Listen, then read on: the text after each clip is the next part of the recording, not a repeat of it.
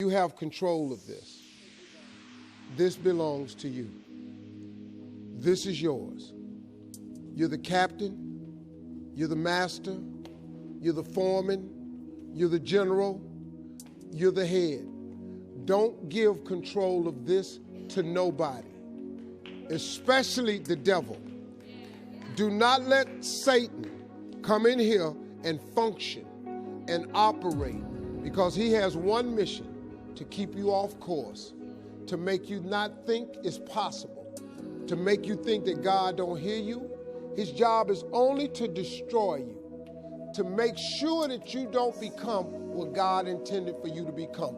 That's the mission of the devil. Now, if you don't believe in the devil, this conversation ain't for you. If you don't believe in God, this conversation ain't for you. I'm not talking to you. I'm talking to people who are spiritually based. If you get control of this, that's why I'm telling you these two books. Look, the best book you can read is the Bible.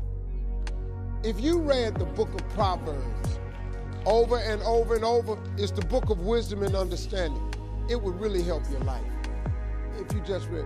I'm going to be honest with you. That's the only book in the Bible I've read cover to cover. I've only read the book of Proverbs. I've read some scriptures every now and then. I only know 5 or 6 scriptures by heart. I'm just going to be real with you. But I've memorized them 5 or 6 scriptures, and them 5 or 6 got me here today. I know a lot of people that know the Bible inside out ain't got nothing to show for it. You know why? Because they memorized it, but they didn't apply it. I have applied 6 scriptures to change my life. But these books that I told you about, The Power of Positive Thinking by Norman Vincent Peale and The Magic of Thinking Big by David Schwartz, you know what it does? It just teaches you how this works. Once you get this, y'all, you can change everything. Do you understand? Negativity, let me just give you this and I'm gonna walk away. Negativity, you can protect yourself from negativity. And that's what stops most people, negative thoughts. You can coat your mind from negativity. It's a real simple exercise to do. I do it every morning before I walk out the door. So I walk out as a positive person. You know, I get tired sometimes. That's different from being negative, because I get mentally drained from my job at times. But to coat your mind from negativity, the way you can put a coating around your mind is with one simple thing: gratitude. Gratitude erases negativity. I'm gonna show you how this works. If you wake up in the morning and you start having negative thoughts, man, this ain't my day. I woke up on the wrong side of bed. I'm tripping, I just don't feel myself. Every time you feel, in the middle of the day, if you feel yourself doing that, stop, just stop for a second. And start going over in your mind everything you have to be grateful for. Not everything you want, everything you already have. Because what you have is substantial. You just haven't gone over the list and taken inventory in a long time. But the fact that you can walk, that's a blessing. The fact that you woke up, that's another blessing. The fact that you can see, think, reason, that's another blessing. The fact that you can go somewhere and get yourself something to eat, that's another blessing. The fact that you can go and turn the key and call someplace home, that's another blessing.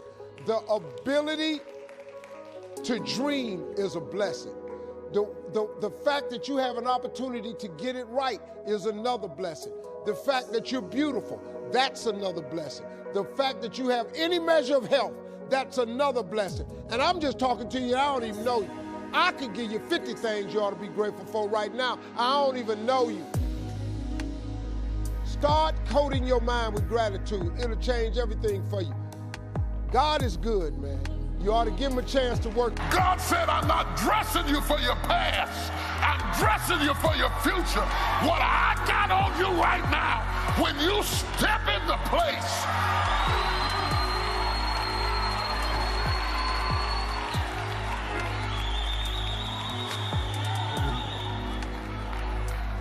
Yeah. Now see, this is the problem with you. Here's the problem with you. Can I tell you? You're trying to fit in where you're leaving.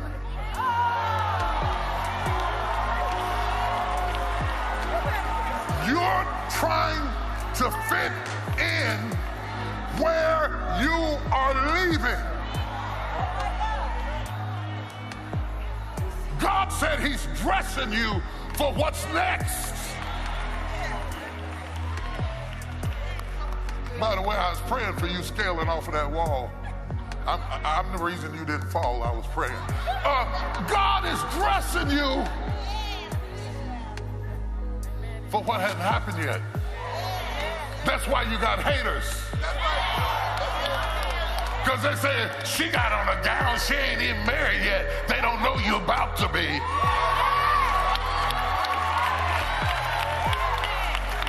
They walking around calling you, he acted all bougie, he's beside himself. That's all right. The reason I don't fit with y'all because I'm leaving. I can't go back to my father's house. I can't go back to being who I used to be. I'm dressed for what I'm gonna be. I'm walking around in a palace I didn't pay for, wearing clothes I didn't buy. I didn't stitch this. This was placed on me. And so I call him the dressmaker.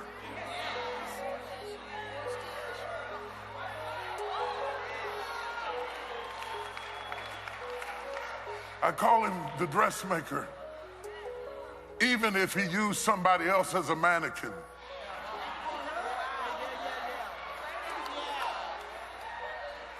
I hope they get this.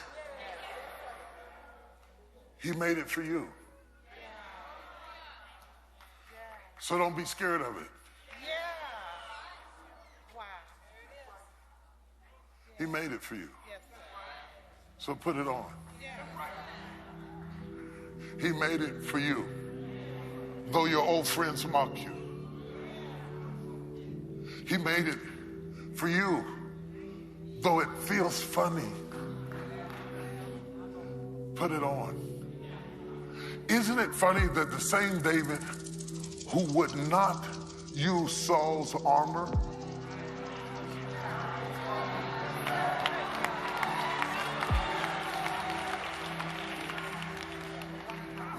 now, after killing the giant, puts on Jonathan's sword, his girdle, his armor, his robe, his clothes, everything.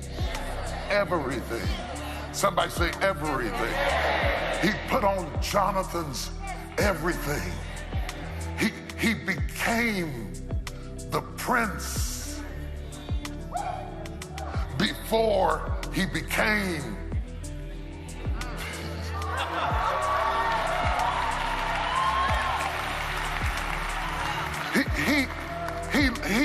he started acting like what he dressed like. Watch this. Give me that text. Give me that text. Give me some more of it. I want some more of it. Give it to me. Give it to me. Give it to me. Give it to me. And David went out whithersoever Saul sent him and behaved himself wisely. And Saul set him over the men of war. And he was accepted in the sight of all the people and also in the sight of Saul's son. This boy don't have no business in this position. He didn't come up through the ranks. He didn't play by the rules. God picked him up out of nothing and set him over in the sun and said, now walk like this. Walk like this. And the people saw him as something that he had no background in at all.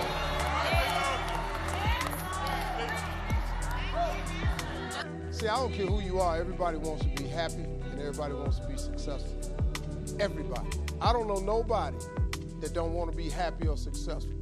And if you're hanging around people that won't be happy or successful, you should get away from them. If you want a tree to really grow up and really be a beautiful tree, you got to prune it. You got to prune it every now and then. If you ever, well, I'm from the country, so if you growing corn, you got to hold the rope. You got to get the weeds out. If you don't, they're going to stifle the growth of your product. Remember when they used to show rockets going to the moon, and they used to show it in Cape Canaveral or Cape Kennedy, wherever they shoot it from? You see a rocket on the ground, it's got these 4 big boosters. When that rocket comes off the ground, 2 of them boosters stay right there. Them 2 boosters is just enough to get this big thing off the ground. 2 of them stay attached. Then when that rocket go up, you can see. And they used to tell you, the next fuel tank is coming off. Boom. And now it's just 1 fuel tank. Because in order for it to get all the way up to where it's going, it has to shed that dead weight. In order to get off the ground, some people in your life just for a season, they just ground level people. They can't go up in the air with you now. And you gotta remember something my daddy told me, everybody come with you, can't go with you. You can't keep dragging people with you, man. So now you got these 2 boosters and 1 of them come off. Now in order for that rocket to get into orbit, you have to lose that last fuel tank. Because guess what? It's out of fuel. It's out of season. You done went to an area that fuel tank can't handle. If you keep that fuel tank on that rocket ship when it go into orbit, you're gonna blow the whole mission. You're gonna blow the spaceship up because it ain't got no business going that high. Now, you can insist on taking it if you want to. The problem you're gonna have now is the rocket ship ain't gonna get into orbit. And do you know that's what's happening to a lot of people? You can't get where God trying to take you because you trying to take everybody else with you. Everybody come with you, can't go with you, man. I'm sorry. If God had wanted them in orbit with you, he'd have put their rocket ship in orbit. It ain't your job. You can't chain people to your rocket ship and take them into orbit. You know I had to learn this, man. Do you know I was taking people with me, man? Trying to keep it real. My boys in the hood was holding me to that. Man, you got to keep it real, man. Don't forget where you come from. We your homies. Yeah, okay. You can't have people go to certain places with you. Y'all got to do this culling. You got to cut the cord with some of these people. They holding you down. I'm just trying to give you some piece of advice. The next thing I want you to remember is, look, man, God is important. He's important to your journey. He'd love to hear from you. Talk to him today. You ain't got to clear with nobody. God is available 24/7. You don't need an appointment. You ain't got to be on your knees. Just talk to God. He'd love to hear from y'all. Thank y'all for coming, everybody.